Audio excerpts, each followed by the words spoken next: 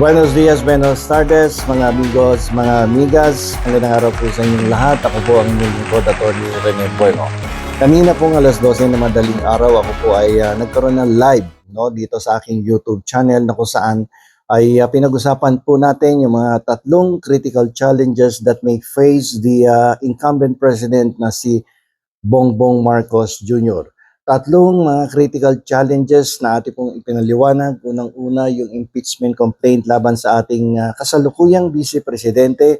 Ang pangalawa ay tungkol do sa pending warrant of arrest that may be issued by the International Criminal Court.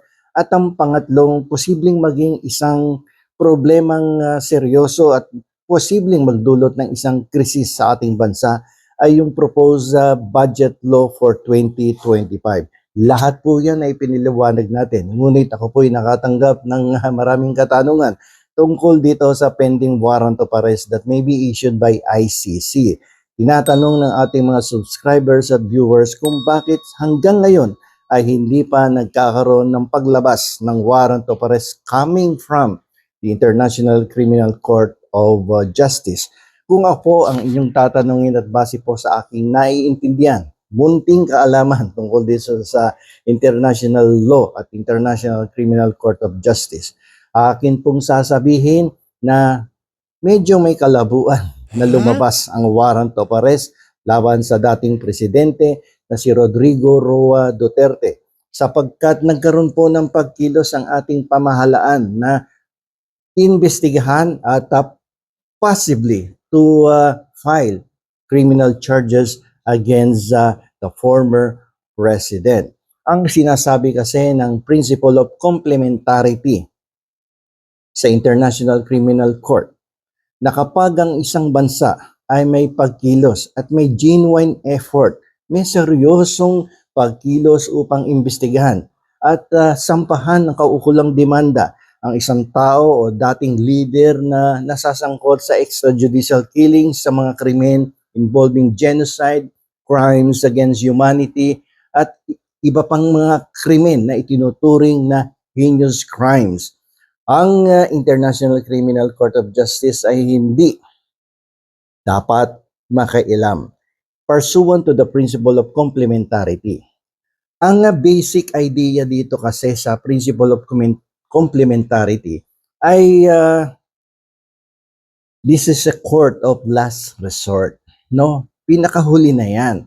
Sapagkat kung kumikilos at mayroon naman genuine effort, no matter how slow, kahit husad pagong ang ating pamahalaan sa pagkilos laban sa dating Pangulo. At pinakita naman nito na mayroon tong intensyon at willingness na i-charge ang dating presidente, the ICC will not come in the picture. Hindi papasok sa eksena yan. No, sapagkat sila ay sinasabing makikialam lamang kung merong unwillingness on the part of the government, the present government, to institute legal action against the former president. Kaya yung mga haka-haka, mga sinasabi ng ilang mga politikong pangnasyonal ay sa palagay ko ay hindi magkakaroon ng katotohanan na mailabas ang isang warrant of arrest laban kay dating presidenteng Rodrigo Duterte. Kung hindi sana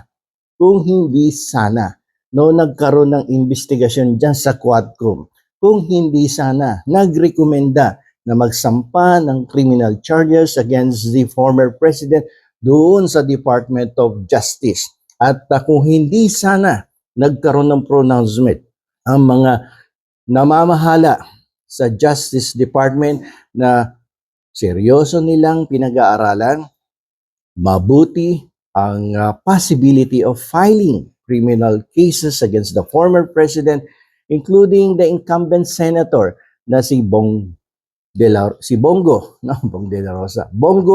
at kay Bato de la Rosa, ay papasok ang ICC kung hindi nakita ng ICC ang pagkilos ng ating pamahalaan, mga aksyon na nanggaling sa Kongreso, mga rekomendasyon papunta sa Department of Justice mga opinion na legal ng ating Justice Department na kanilang pinag-aaralan at kung mapapatunayan na may probable cause or reasonable certainty of conviction against the former president, then they will file a legal action against the former president. Pag nakita to, ibig sabihin there is a genuine effort on the part of the government, no, to criminally charge, no, these public officials.